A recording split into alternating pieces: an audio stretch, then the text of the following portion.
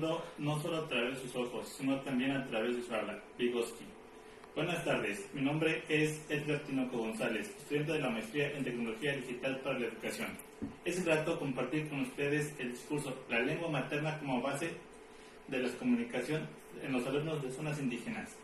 Durante nuestra labor docente podemos encontrarnos con diversos contextos sociales, culturales y económicos, mismos que me sirven en este momento para tener una apreciación más objetiva acerca de la importancia de la comunicación y el uso correcto del lenguaje para transmitir conocimientos, sentimientos, ideas, etc.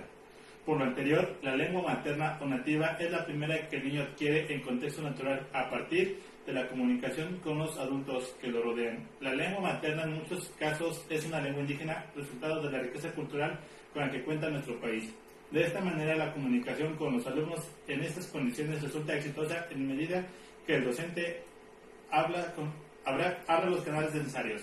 En nuestro país, las lenguas originarias se han declarado lenguas nacionales. El 13 de marzo del 2003 se publicó en el Diario Oficial de la Federación la Ley General de los Derechos Lingüísticos de los Pueblos Indígenas, en la que se reconocen los derechos individuales y colectivos de los pueblos de México. Dicha legislación, en su artículo 3, establece: las lenguas indígenas son parte del patrimonio cultural y lingüístico nacional.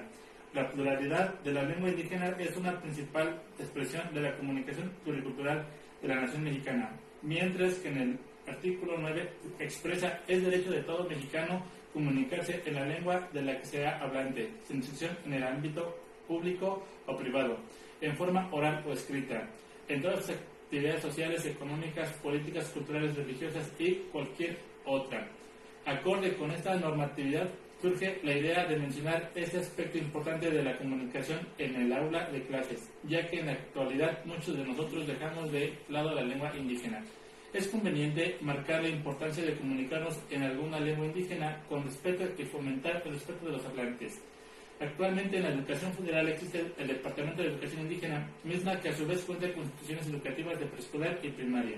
Esta labor ha servido para que los alumnos se puedan convertir en bilingües y así comunicarse correctamente de manera oral y escrita, en español y su lengua materna.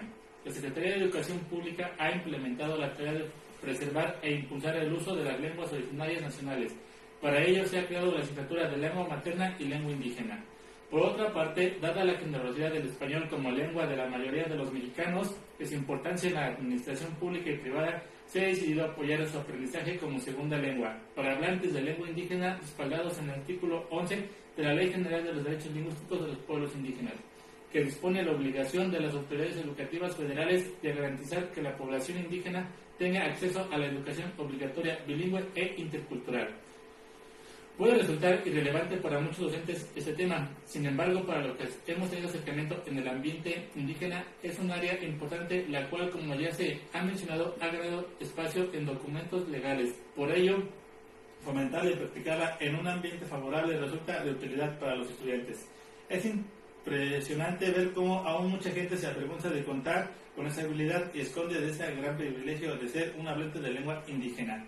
Es allí donde nuestra labor devuelve importante para desarrollar en los alumnos y familias las habilidades orales en las que resulte de utilidad para su vida diaria, las cuales pueden hacer trámites, comunicarse para hacer solicitudes o peticiones, exigir sus derechos y obtener de pueblos indígenas a grandes profesionales que defiendan su población y hagan cada vez más eco en el ambiente legislativo y judicial.